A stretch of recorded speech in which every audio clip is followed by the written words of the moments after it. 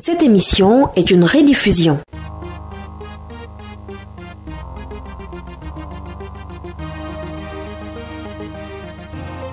Le débat du dimanche est une émission qui reçoit des acteurs politiques, de la société civile, des journalistes, des analystes politiques pour décrypter l'actualité politique et sociale de la semaine. Le débat du dimanche, c'est chaque dimanche à partir de 13h sur Lynx FM avec Thierno Alpha Ibrahima Baldé.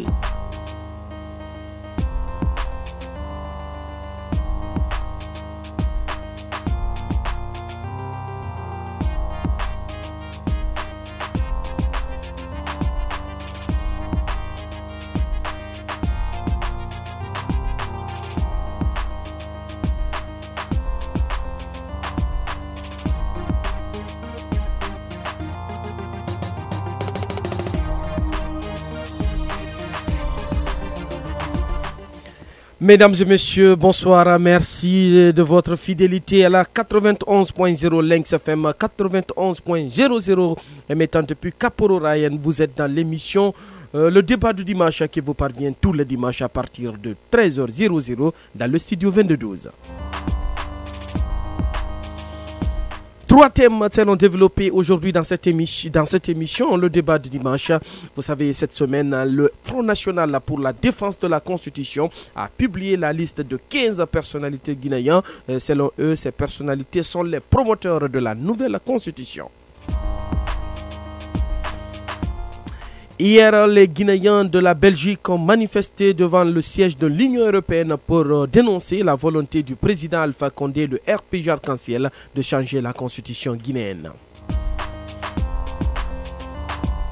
Quelle est l'opportunité de changer cette constitution de mai 2010? Le président Alpha Condé peut-il soumettre une nouvelle constitution à la Guinée? Pour parler de ces trois thèmes, je reçois dans ce studio M. Abdoulaye Sila. Il est docteur en droit, enseignant-chercheur. Bonsoir M. Sila. Bonsoir messieurs. Nous avons en direct M. Naini Diallo, secrétaire fédéral de l'UFR Belgique. Bonjour M. Naini. Bonjour M. Baldé. Et M.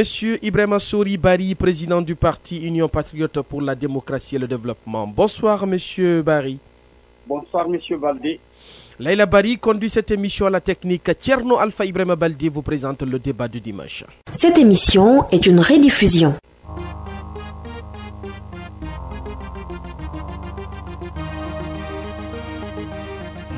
Monsieur Ibrahima Souri Bari, vous êtes le président du parti Union des Patriotes pour la démocratie et le développement. Vous avez suivi cette actualité, la publication des listes des promoteurs. Votre analyse aussi? Je pense personnellement que si une liste est constituée, si les acteurs du Front National pour la défense de la Constitution pensent qu'il faut poser le problème devant une juridiction internationale, c'est parce que la justice guinéenne n'a pas joué son rôle. Il faut le reconnaître. La justice guinéenne a été absente, elle a été muette depuis l'arrivée du professeur Alpha Condé au pouvoir. Ce qui se passe en Guinée est indescriptible, et vous le savez parfaitement bien. Les tueries et tout ce qui s'ensuit, les délits qui sont commis tous les jours, vous en êtes au courant, il n'y a même pas une enquête policière. Alors, moi, je pense qu'il est important de prévenir ceux qui s'agitent aujourd'hui pour promouvoir cette nouvelle constitution, qu'ils ne sont pas cachés. Parce qu'on a l'impression que ce pouvoir veut enfermer la Guinée et la cuire. Et ça ne se passera plus. À cette ère de la révolution, n'est-ce pas, de la communication, on ne peut pas garder un peuple éternellement l'affamer et le cuire. Il faut que les gens... Tout crime mis là-bas, soit un crime économique donc peut être porté devant les juridictions internationales. Ok, on va revenir avec vous, monsieur Silla. Est-ce que vous pensez que l'opposition aujourd'hui sert à dissuader ces promoteurs de la nouvelle constitution? Voilà, en fait, moi je mets cette histoire dans le panier des rapports de force. Okay. Ils sont en train de créer... D'être opérés entre l'opposition et la mouvance. C'est ça, de créer un rapport de force, voilà, une sorte de dissuasion au regard de ceux qui soutiennent le projet de nouvelle constitution. Mais moi, j'ai des choses à préciser. D'abord, un coup d'État, parmi les éléments matériels sur lesquels la Cour pénale internationale est censée se prononcer, il n'y a pas la question des coups d'État. Je vous ai dit, ce sont les crimes de guerre, les crimes contre l'humanité, les crimes d'agression, etc. Ce sont ces 4 catégories de crimes qui rentrent dans le champ matériel, de la compétence matérielle de la Cour pénale internationale. Les coups d'État ne font pas partie de ces éléments-là. Ensuite, vous avez posé la question, je ne sais pas si c'est à M. Barry, le dernier intervenant. Voilà, s'il y a eu des crimes qui ont été commis en Guinée, la justice guinéenne doit se saisir de ces crimes-là pour les juger. Ça, je suis d'accord parce que on dit souvent en latin, Fia justitia ne priat mundus. Si la justice n'est pas rendue, le monde périra. Donc, je suis d'accord avec lui. Mais est-ce que la liste qui circule là, ce sont ces personnes-là qui sont responsables de ces crimes qui ont été commis? Moi, je pense qu'il faut respecter aussi la personnalité et l'image de ces gens-là. Autant eux, ils ont le droit d'être opposés au projet de nouvelle constitution, autant ceux qui pensent que le président de la République est leur homme, la seule personnalité pouvant faire l'affaire de la Guinée, autant c'est leur liberté de lui apporter leur soutien. Moi, je ne vois pas d'inconvénient. J'observe et je vois qu'il y a une pluralité d'opinions qui se dégage à travers ce que je vois sur la toile. Monsieur Naini, est-ce que vous pensez avec la publication de ces listes des promoteurs, est-ce que vous pensez le FNDC peut faire fléchir le président Alpha Condé et ses soutiens? Bien entendu, nous nous adossons à l'état de droit. C'est-à-dire que si le droit n'est pas respecté en Guinée, il y a des compétences internationales qui existent. La Belgique est compétente à juger certains délits. La Cour pénale internationale, comme on le dit, dans le cadre de la prévention des conflits, prévention des crises, c'est normal qu'on alerte maintenant pour dire et pointer les personnes qui sont vraiment mêlées à l'élaboration actuellement d'un plan planifié, financé, d'un coup d'État constitutionnel. Donc oui, bien sûr, nous devons saisir la communauté internationale qui est garant quand même de la stabilité et qui nous a garanti en 2010 l'arrivée du professeur Alpha Condé au pouvoir, en ayant la transition entre le CNDD et un pouvoir civil.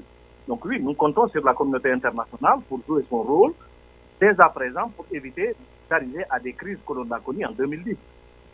Monsieur Modiso Ribari, est-ce que vous pensez que la Cour pénale internationale peut prendre en compte ces listes alors qu'il n'y a pas eu d'abord de crimes en Guinée? Même si la Cour pénale internationale ne prend pas ces listes aujourd'hui en compte, les promoteurs doivent comprendre qu'ils courent un danger. Parce que nous n'attendrons pas que le pays brûle pour être devant une situation irréparable. Nous voulons les prévenir. Parce que tel qu'ils le font, s'ils poussent à la confrontation en Guinée, s'ils réussissent avec tous les leviers qu'ils ont, l'argent, le pouvoir, à pousser une partie du peuple, une partie corrompue du peuple, contre la majorité, vers une explosion, ce qui en résultera sera irréparable. Et ce qui en résultera sera, si vous voulez, éligible pour la Cour pénale internationale pour des enquêtes et des sanctions. Mais nous ne voulons pas attendre que cela arrive. Parce que d'ici là, beaucoup de Guinéens innocents auront perdu la vie. Et ça, nous ne le souhaitons pas. Et vous parliez de droits tantôt. Je ne vois pas quels sont les droits que les accompagnateurs du professeur Alpha Condé, après 10 ans de dictature sanglante, vous connaissez mieux ce qui se passe en Guinée que nous. Je ne vois pas ceux qui aujourd'hui, au lieu de l'appeler à se ressaisir pour organiser une transition paisible, ceux qui le poussent vers un troisième mandat, le poussent vers la destruction de la Guinée. Je ne vois pas quel droit les citoyens qui ont abandonné la patrie, je ne vois pas quel droit ils ont.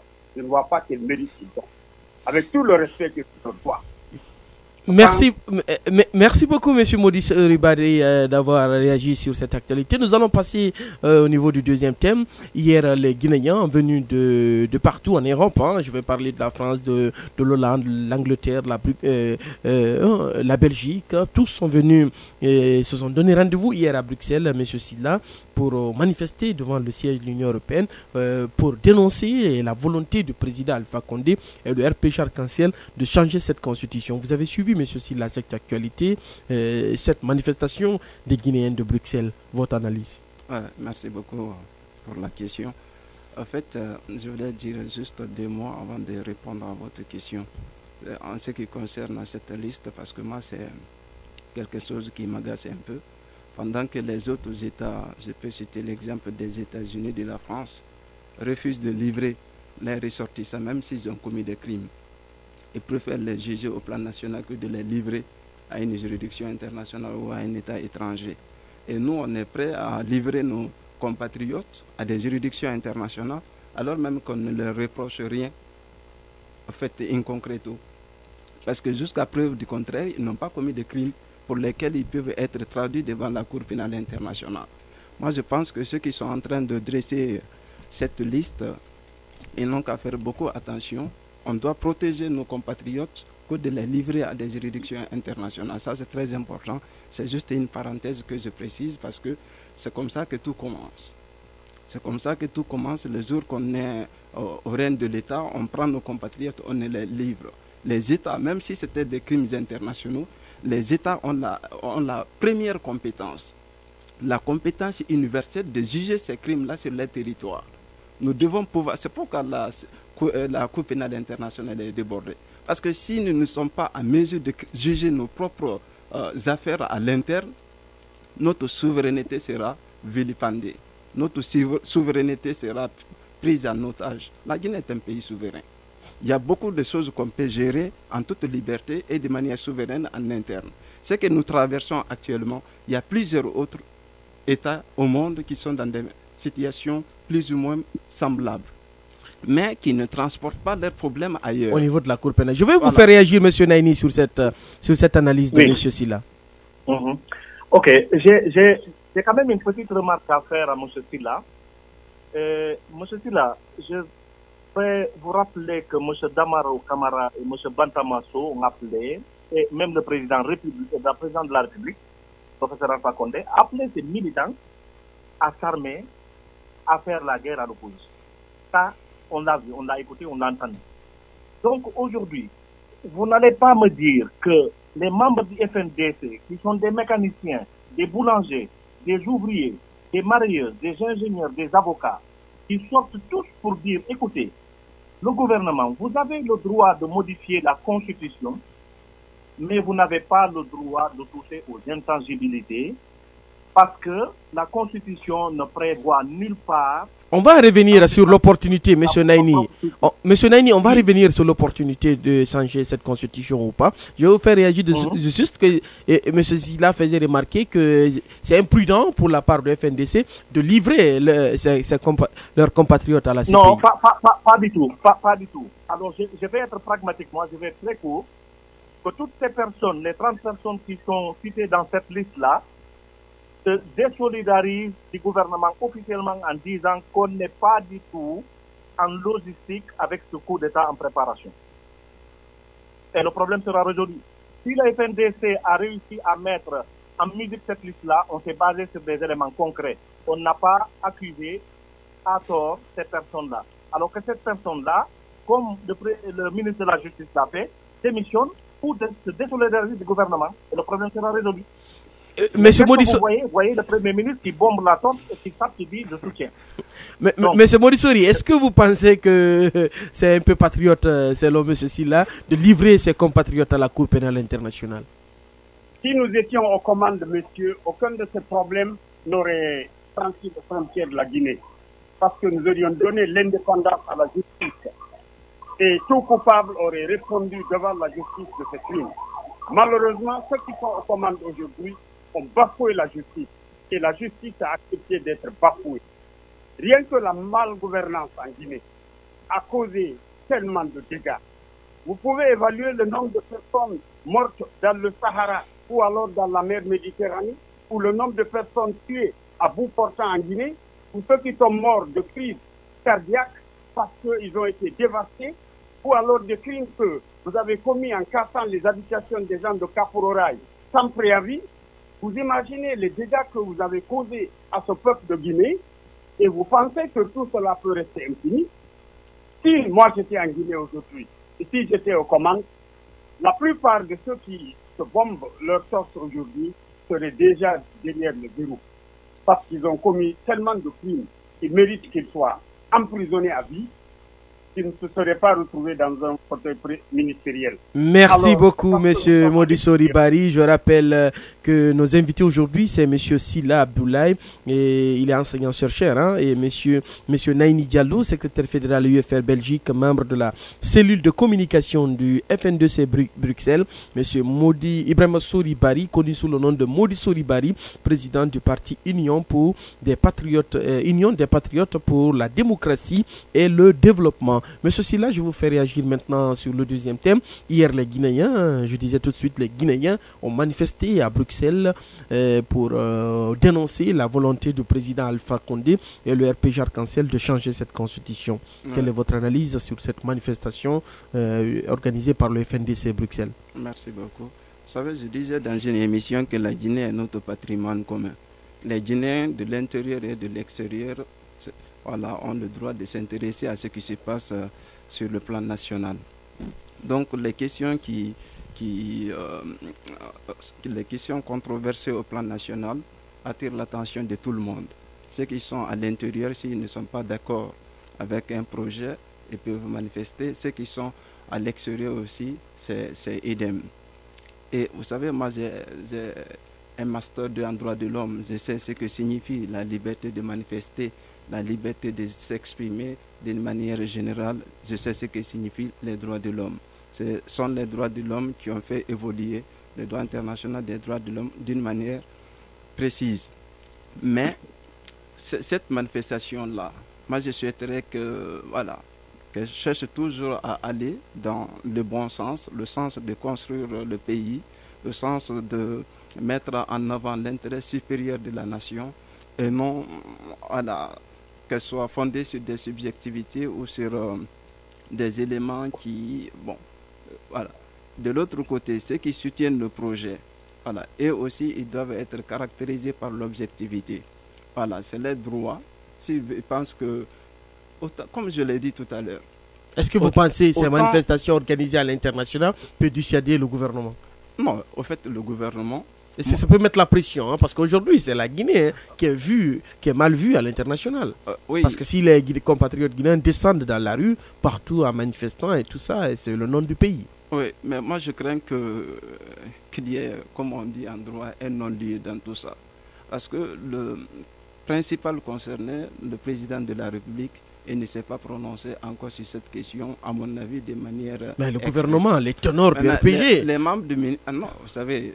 Une simple décision du président de la République, ça peut faire avancer les choses, indépendamment du nombre de personnes qui le soutiennent. Moi, je sais que ceux qui sont opposés au projet, c'est leur droit. Ils ont entendu parler de quelque chose, ils veulent anticiper et manifester. C'est leur droit. Mais ceux qui pensent que il y a moins de réviser la Constitution ou de proposer une nouvelle Constitution, c'est leur droit. D'autant plus que vous savez, la question de la Constitution, c'est une question qui concerne tout le monde, parce que c'est la Constitution qui fixe le statut de l'État. Donc cette question-là, la personne la mieux placée pour se prononcer, à mon sens, c'est le peuple. C'est le peuple. D'autant plus que vous voyez, les opinions sont largement partagées, diamétralement opposées. La seule personne capable de départir les deux camps, je pense que c'est le peuple. Monsieur Naini Diallo, je rappelle que vous êtes membre de la commission d'organisation. Vous avez organisé cette manifestation à Bruxelles. Vous avez pris part à cette manifestation. Expliquez-nous comment ça s'est passé à Bruxelles hier, cette manifestation des Guinéens. Écoutez, c'est une manifestation qui devait être grandiose que l'on n'a pas pourvue depuis longtemps, depuis le temps des forces vives en Belgique et en Europe, parce que plusieurs pays européens se sont joints à nous pour que ça soit assez grandiose. Voilà, donc dire que le président de la République ne s'est pas encore prononcé sur la modification ou l'élaboration d'une nouvelle constitution, moi je vais juste amener les gens vers la nouvelle note du ministère des Affaires étrangères.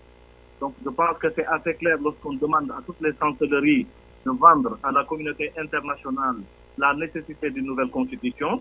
Je pense qu'il ne faut plus attendre, c'est perdre son temps, d'attendre pour que le président de la République dise oui, et je veux une nouvelle constitution.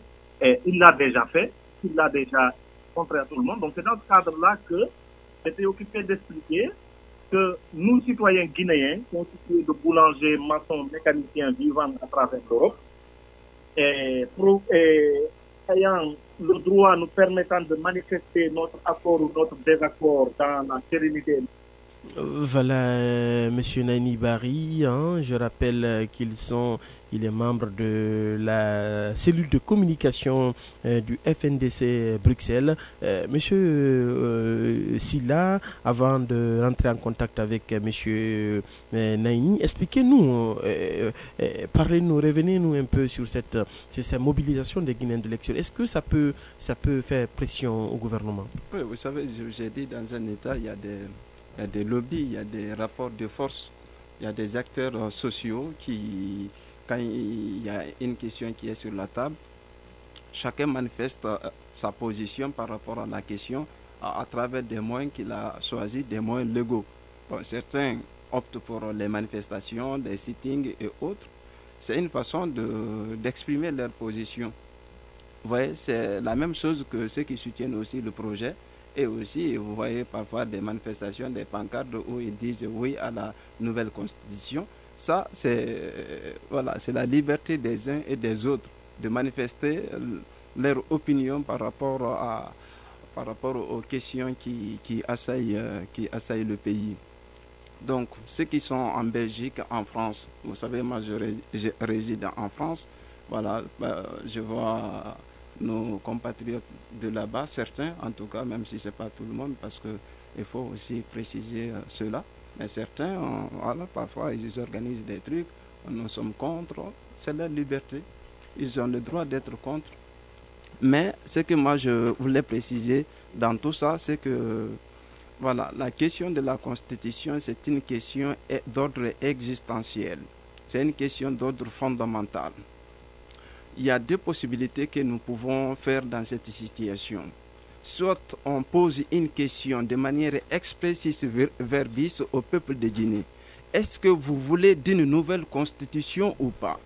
Une simple question sur laquelle le peuple sera appelé à se prononcer. Si le peuple dit non à la nouvelle constitution, dans ce cas, on peut abandonner le projet. Et si le peuple dit oui, nous voulons une nouvelle constitution, dans ce cas, on se met en route pour travailler sur cette constitution-là et qui sera encore soumise au peuple de Guinée. Vous savez, moi je travaille sur des questions, sur les constitutions de sortie de crise. Il y a plusieurs possibilités pour adopter une constitution de sortie de crise. Parfois, on peut travailler en deux temps. Dans un premier temps, on adopte une constitution transitoire ou intérimaire. Cette constitution, sa longévité est limitée dans le temps. C'est ce que la Tunisie a fait et c'est ce que l'Afrique du Sud a fait. La Tunisie a commencé par adopter une loi constitutionnelle devant régir la transition.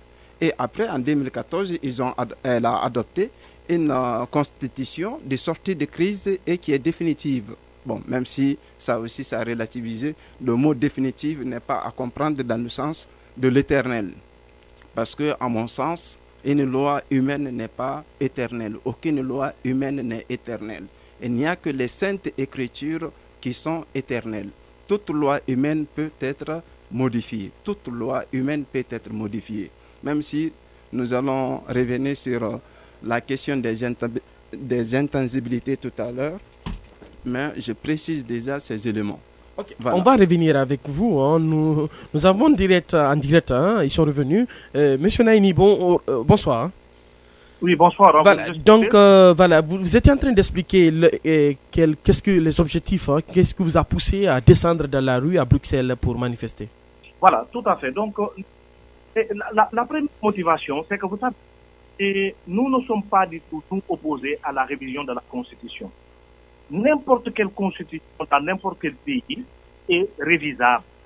La seule chose que nous disons, il y a des intangibilités là-dedans, c'est-à-dire la durée du mandat du président, le nombre de fois qu'il est élu, et la forme républicaine de l'État, et tout ça est coulé dans des bronzes.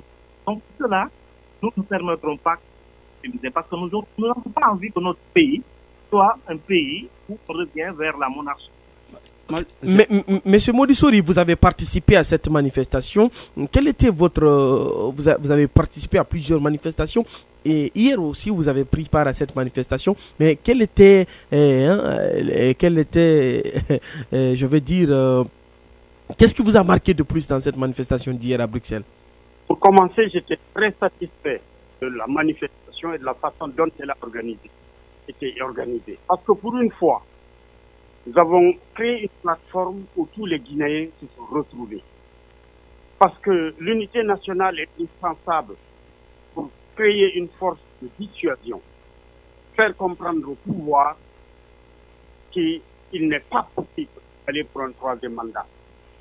Et c'est ce rassemblement que le Front National pour la défense de la Constitution a pu réaliser. Et donc hier, à Bruxelles, nous étions tous, partis politiques, société civile, tous les mouvements sociaux. Nous étions fortement représentés et nous avons dit ensemble non à une nouvelle constitution. Le non du 28 septembre 1958 a été répété hier pour dire non à une nouvelle constitution, non à un troisième mandat. Comme l'a dit M. Maoumi, nous ne sommes pas opposés à une révision constitutionnelle. Nous ne sommes pas opposés à un amendement de la Constitution. Et il y a des articles de la Constitution auxquels on ne peut pas toucher. On dit dans l'article 27 que le président de la République est élu au suffrage universel direct pour un mandat de 5 ans renouvelable une fois. Qu'en aucun cas, un citoyen ne peut prétendre à 2 mandats consécutifs ou non.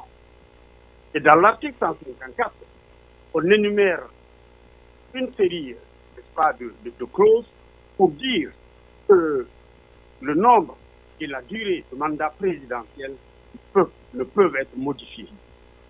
Sinon, nous sommes ouverts à, si vous voulez, une révision de la Constitution, parce que la Constitution en l'état peut avoir des insuffisances. Mais c'est sur cette Constitution que le professeur Alpha Condé a gouverné le pays pendant 10 ans bientôt. Et ce qu'il faut regarder ici, c'est le contexte et l'opportunité d'aller vers une nouvelle Constitution.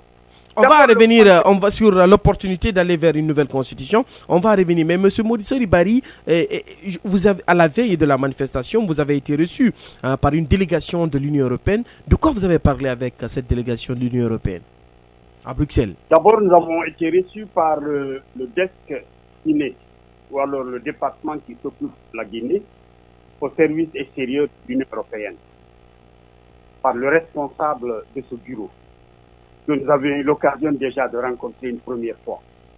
À l'entrée du jeu, le monsieur nous a parlé de l'objet de notre vie, parce qu'il a appris beaucoup de choses autour du Front National pour la défense de la Constitution, avant de nous donner la parole. Lui avons expliqué notre inquiétude, notre souci de prévenir le chaos en Guinée, notre souci de faire éviter un affrontement, parce que c'est nos peuples, notre population, qui vont opposer les unes contre les autres. Ils vont mettre les ethnies dos à dos. Ce sont nos pauvres citoyens qui vont mourir.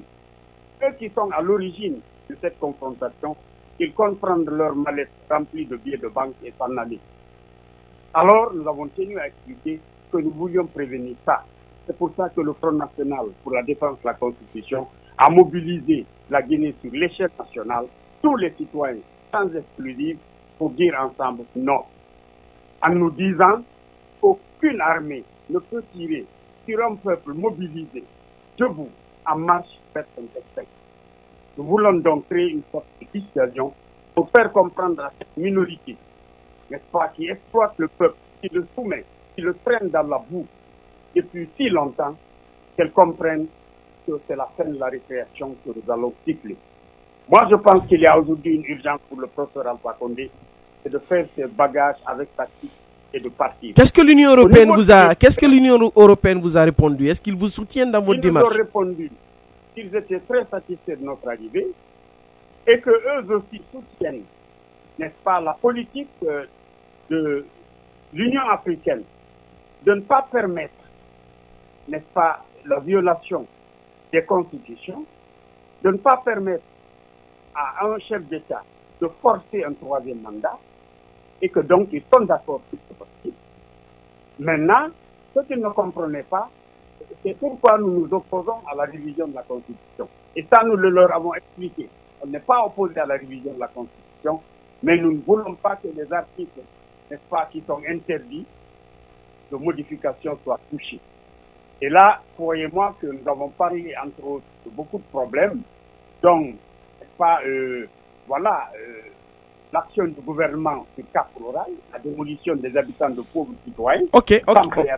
On va revenir. Monsieur Silla, vous avez suivi cette actualité. Les leaders de FNDC ont été reçus par la délégation de l'Union européenne à Bruxelles, où ils ont exposé le cas de la Guinée. Ils en ont discuté. Quelle est votre analyse sur ça? Oui, d'abord, je respecte leur démarche parce que vous savez, c'est ce qui reflète leur position par rapport au débat. Mais pour relativiser les propos de notre confrère, c'est qu'il faut savoir qu'il y a 3 catégories de personnes qui sont concernées par cette question. Il y a ceux qui sont contre, la minorité intellectuelle qui est partie à l'école et qui sait s'exprimer. Il y a une fraction qui est contre au sein de cette minorité. Il y a une autre fraction au sein de cette même minorité qui est pour. Ça, c'est la deuxième catégorie. Et la grande catégorie ne connaît même pas, ne maîtrise même pas les enjeux de ce débat. Ça, c'est nos compatriotes qui n'ont pas eu la chance. Oui, ça, c'est sur l'opportunité de la nouvelle constitution. Parlons de cette rencontre. C'est pas l'opportunité d'abord. C'est quand on dit, par exemple, tous les citoyens sont avec nous. Ça, c'est à relativiser parce que déjà, il y a 80% de la population qui n'est pas au courant de ce qui se passe parce qu'ils ne maîtrisent pas les enjeux de la question. Même les juristes, ce n'est pas tous les juristes qui maîtrisent les questions d'ordre constitutionnel. Okay. À plus forte raison maintenant, aller jusqu'à sur la rencontre politique. Maintenant, la rencontre avec l'Union européenne. Vous savez, moi j'ai une position par rapport à ça, mais je salue et je respecte la démarche. Parce que moi, ma position, excusez-moi, vous savez, je ne suis pas souverainiste, mais je tiens au respect de la souveraineté de la Guinée. Et on ne peut pas aller dire aux autres... Exposer nos problèmes. Voilà, nos problèmes, alors qu'eux-mêmes, au sein de l'Union européenne, je viens de là-bas, il y a des problèmes. En France, vous voyez le cas des Gilets jaunes. Là-bas même, il y a des problèmes. Mais nous prenons nos affaires ici, nous partons les étaler là-bas. Vous voyez, c'est vrai qu'ils n'ont pas les moyens de peut-être, ou bien... Voilà, tous les jours, on ne peut pas venir en Guinée organiser des manifestations. Si ce sont des manifestations, ça, je suis d'accord. Mais aller chaque fois soumettre nos affaires à des institutions, à des États, essayer d'intervenir, tout ça là, après on va dire qu'ils ne respectent pas la souveraineté de la Guinée. Ils interviennent dans nos affaires intérieures, tout ça. Si on ne veut pas les accuser demain ou après-demain, le mieux, c'est de chercher dans un premier temps à résoudre nos propres problèmes. Et lorsqu'on voit qu'on ne peut pas entre nous, dans ce cas, on fait appel à la CEDEAO, à l'Union africaine et ensuite à la communauté internationale. Justement, M. Le Naimi, vous avez suivi cette rencontre avec la délégation du FNDC Belgique et l'Union européenne. Est-ce que vous croyez et vous pensez que l'Union européenne peut dissuader le président Alpha Condé? Absolument. Vous savez, il y a des mécanismes. La CEDEAO, vous avez l'Union africaine. J'avais plusieurs chartes internationaux dont la Guinée est signataire. Bon, aujourd'hui, comme l'a dit M. Modisori ici, la manipulation des constitutions pour permettre à un président de surpasser ce que la loi de son pays l'autorise, ça ne passera plus. L'exercice que nous faisons ici en envoyant des courriers au niveau des centres de représentativité de la communauté internationale, c'est peine perdue, ça ne passe. Voilà. Ok, nous allons revenir maintenant sur le dernier thème de cette émission. Quelle est l'opportunité de changer l'actuelle constitution en Guinée? Le président Alpha Condé, juridiquement, a-t-il le droit de soumettre aux Guinéens par référendum une nouvelle constitution, M. Silla? Voilà, je vais faire un raisonnement, mais je parle d'abord des intangibilités et ensuite je vais donner ma position par rapport à la question que vous... On est pris par le temps, hein? Allez-y. D'accord, rapidement. D'abord, il faut savoir que le concept, c'est-à-dire le mot intangibilité, n'existait pas dans la Constitution. L'article 154. Hein? Oui, mais vous pouvez le lire. Vous ne verrez pas le mot intangibilité dedans. Ce que l'article 154 a fait, il a énuméré un ensemble d'éléments dont la laïcité, la forme républicaine ne peut faire l'objet de révision. Ouais. C'est ce que l'article 130, il y a le mot intangibilité n'existe pas dedans. Ça, c'est un. Deuxièmement, je ne sais pas si vous avez lu l'article que j'ai publié. J'ai dit que cette qualification, c'est la doctrine et la presse qui disent que ce sont des éléments qui sont intangibles, qui qualifient cela d'intangibilité constitutionnelle. Ce n'est pas le constituant qui l'a fait. Ça, c'est la première chose. La deuxième chose, j'ai dit dans mon article ce que c'est une intangibilité. L'intangibilité ne tombe pas. Or, toute la constitution de 2010, 17 mai 2010, vous êtes d'accord avec moi que cette constitution, du premier article au dernier, peut tomber. Une intangibilité ne tombe pas. Parce qu'une norme intangible est une norme immuable. Vous voyez? Donc, ce sont des normes qui transcendent toutes les frontières, qui sont communes à tous les peuples. Ça relève du use politique. Mais là, on ne va pas développer parce que tout le monde n'est pas juriste. Et retenez tout simplement que les intangibilités ne tombent pas en droit. Pour ceux qui sont avertis et qui connaissent la chose, les intangibilités ne tombent pas. Or, toute la Constitution, soyez d'accord avec moi, elle peut tomber. Du premier article au dernier, ça peut tomber. Ce qui signifie qu'il faut trouver une autre qualification pour ces éléments contenus dans l'article 154. Et qu'est-ce que j'ai dit? Ce sont des clauses de sécurité et de stabilité politico-juridique. Parce que, comme on ne veut plus, on a eu des présidents, Sékou Touré a fait 26 ans, et Lansana Conté a fait 24 ans, et voilà, les militaires sont arrivés dans un premier temps, ils ne voulaient pas partir. On ne veut plus que quelqu'un vienne s'éterniser au pouvoir. Donc, c'est compte tenu de cette histoire-là, politique de la Guinée, qu'on a prévu ces éléments-là pour désormais qu'il y ait une sorte de stabilité politique et faciliter l'alternance. Mais ces éléments-là ne sont pas qualifiables d'intangibilité. Donc pour vous aujourd'hui, on peut vraiment changer cette constitution? Voilà. Moi, je ne dis pas qu'on peut changer cette constitution. On peut avoir une nouvelle constitution. Les articles peuvent tomber. Oui, je réponds à votre question. Je dis, dans un État, vous savez, la souveraineté est exercée par deux catégories de personnes. La première catégorie, c'est le peuple lui-même, qui est le souverain primaire. La deuxième catégorie, notre constitution le précise, la souveraineté peut être exercée par la représentation. Et cette représentation, bon, nous on n'a pas un parlement, mais c'est l'Assemblée nationale qui joue ce rôle et le président de la République. C'est ça la représentation, ce sont eux qui exercent la souveraineté par la représentation. Maintenant, laissez-moi aller au bout de ma réflexion, sinon je ne pourrais pas tirer ma conclusion. Le souverain primaire, le peuple, la question ne se pose pas, le peuple peut adopter une constitution à tout moment. Je ne pense pas qu'il y ait une personnalité au monde ou une juridiction ou un organisme qui peut interdire à un peuple souverain de se doter d'une nouvelle constitution. Ça, je n'en sais pas. Maintenant, en ce qui concerne les représentants, c'est-à-dire l'Assemblée nationale et le président de la République, déjà, ils peuvent réviser. Ils peuvent réviser la Constitution. Si on dit qu'ils ne peuvent pas prendre l'initiative d'une nouvelle Constitution, quand est-ce que l'initiative interviendra? Avec une Assemblée constituante. Comment la mettre en place? Qui va prendre l'initiative de mettre une Assemblée constituante en place parce qu'elle peut être élue? Mais la loi, aujourd'hui, la loi actuelle n'autorise pas le président à soumettre une nouvelle constitution. Mais le président peut soumettre des lois en référendum, mais pas une constitution.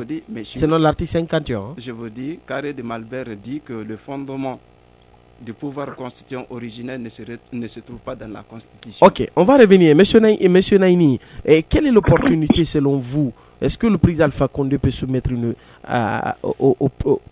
aux Guinéens l'adoption d'une nouvelle constitution? Écoutez, on en a parlé. On n'est pas dans un désordre, le pays n'est pas occupé, il n'y a pas de coup d'État, l'ordre constitutionnel n'est pas rompu. On a une constitution, comme on l'a rappelé, qui a permis d'élire 2 fois M. Alpha Condé. Et il s'était engagé de passer cette constitution au référendum dans les 6 mois de son élection, ce qu'il n'a jamais fait. Aujourd'hui, c'est un jeu de mots, c'est un jeu de lutte. C'est-à-dire on est occupé de tromper le peuple en parlant d'intangibilité et que ça n'existe pas. Ce que l'on dit, c'est que cette constitution, elle est révisable. Le professeur Alpha Condé peut en faire ce qu'il veut. La seule chose qu'il y a, c'est le respect des articles 27 et 154. Ça, c'est pas révisable. Sachant qu'il ne peut pas toucher à cela, il va nous proposer une nouvelle constitution en jouant sur les termes et sur les mots.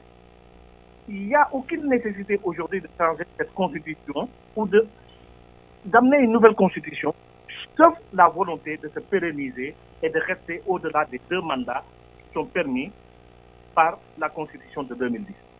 Il n'y a rien qui le justifie. Maintenant, quand on me parle, tantôt, M. Silla, on a des catégories de population, lambda A, lambda B, lambda C. Moi, je pense aux populations, les 85% des populations guinéennes rurales qui ne comprennent rien à ce qui se passe. Je pense que c'est notre devoir, nous, intellectuels, qui comprenons un peu ce qui se passe, de défendre ce droit-là. Et c'est pour ça que le Front National pour la défense de la Constitution a été créé pour quand même défendre l'intérêt de ces gens-là aussi. Monsieur Modissouri, vous avez suivi cette actualité. Est-ce que, selon vous, le président Alpha Condé, c'est pourquoi c'est maintenant le président Alpha Condé veut changer cette constitution? Pourquoi maintenant? Dans les conditions normales, dans un pays normal, un État normal, la priorité du professeur Alpha Condé aujourd'hui devrait être de chercher à sortir par la grande porte, de respecter l'alternance qui reste le poumon de la démocratie. Mais comment voulez-vous qu'ils respectent l'alternance quand ils ont compromis l'état de droit en Guinée, quand ils ont compromis la démocratie en Guinée, quand le pouvoir judiciaire est inféodé au pouvoir exécutif, quand on frappe ce peuple, on l'affame, on le soumet, on le rend dépendant. Comment voulez-vous? Parce qu'il y a ici une question d'opportunité et une question de contexte.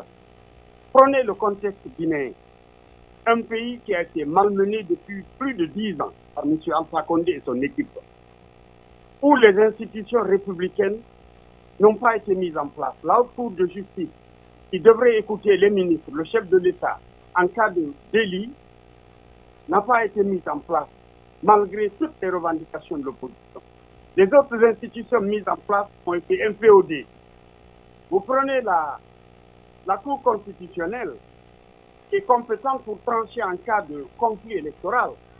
Vous savez combien elle a été remodelée au goût du professeur Alpha Condé. Ok, la CENI, qui est chargée d'organiser et d'encadrer les élections en Guinée. Vous savez comment elle a été malmenée? Et qui est le président de la CENI? L'ancien président reconduit par le professeur Alpha Condé lui-même, alors qu'il devrait venir des 2 proposés par la société civile. Mais on est vers la fin de cette émission. Monsieur Silla, aujourd'hui, quel est votre message à l'endroit des Guinéens concernant ce débat sur cette opportunité d'une nouvelle constitution ou pas? Voilà. En fait, pour être précis, vous savez, le débat des gens sont partagés. Vous êtes d'accord avec moi qu'il y a une fraction de la population qui est opposée à ce projet. Et vous êtes également d'accord avec moi qu'il y a une partie de la population qui soutient le projet. Et comme ça, là, comment trouver un terrain d'entente? Il y a 2 choses.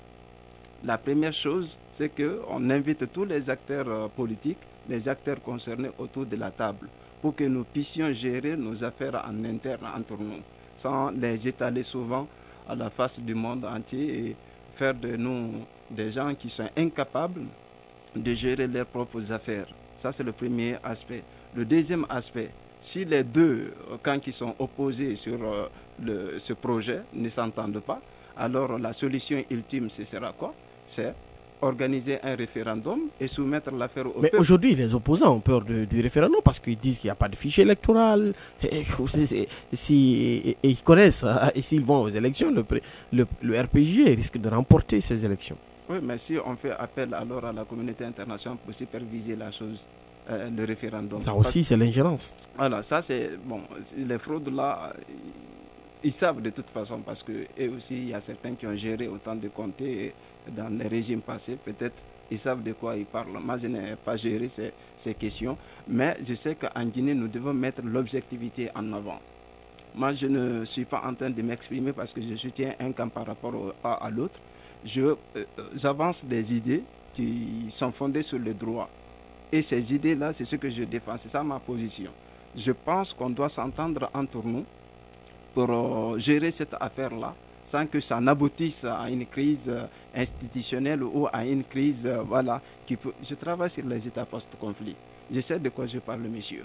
Est-ce qu'aujourd'hui, la Guinée, il y a des risques d'affrontement dans ce pays à cause de ces débats? Non, je sais qu'il n'y a pas encore une crise parce que...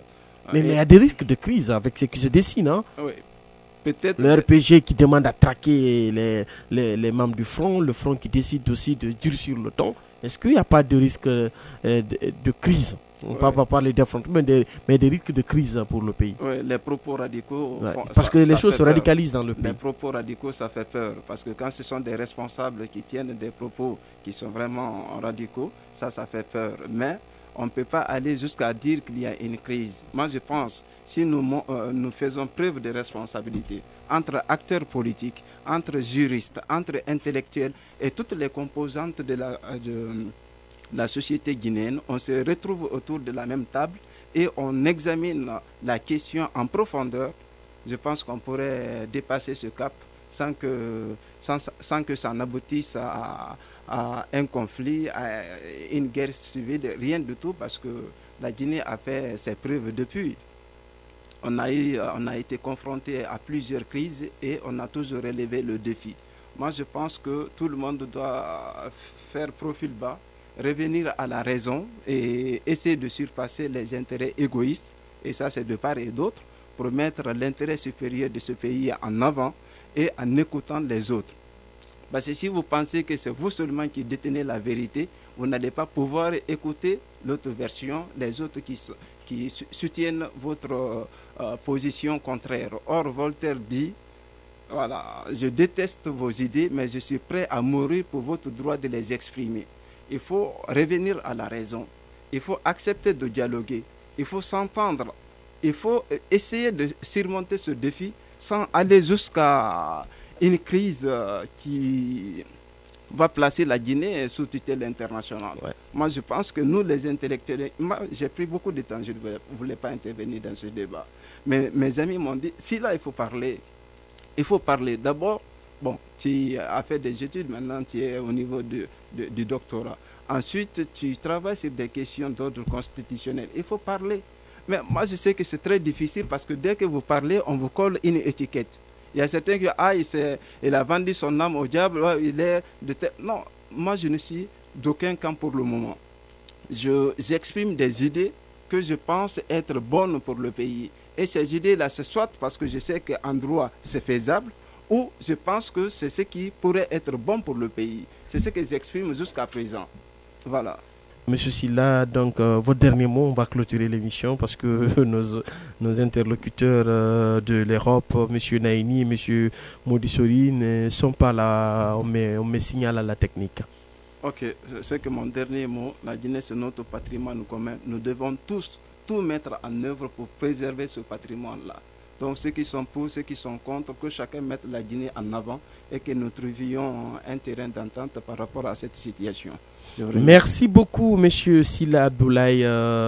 Il est enseignant-chercheur. Merci à Monsieur Naini Diallo, secrétaire fédéral UFR Belgique, membre de la cellule de communication FNDC Bruxelles. Et Monsieur Ibrahim Soulibari, connu sous le nom de Modi Soulibari, et aussi président du parti Union des Patriotes pour la démocratie et le développement. Laïla Bari a conduit cette émission à la technique. Tierno Alpha Ibrahim Baldé vous a présenté le débat du dimanche. Inch'Allah, on se retrouve dimanche prochain. Mais attendez la rediffusion, c'est aujourd'hui aussi à partir de 21h sur Lynx FM 91.00.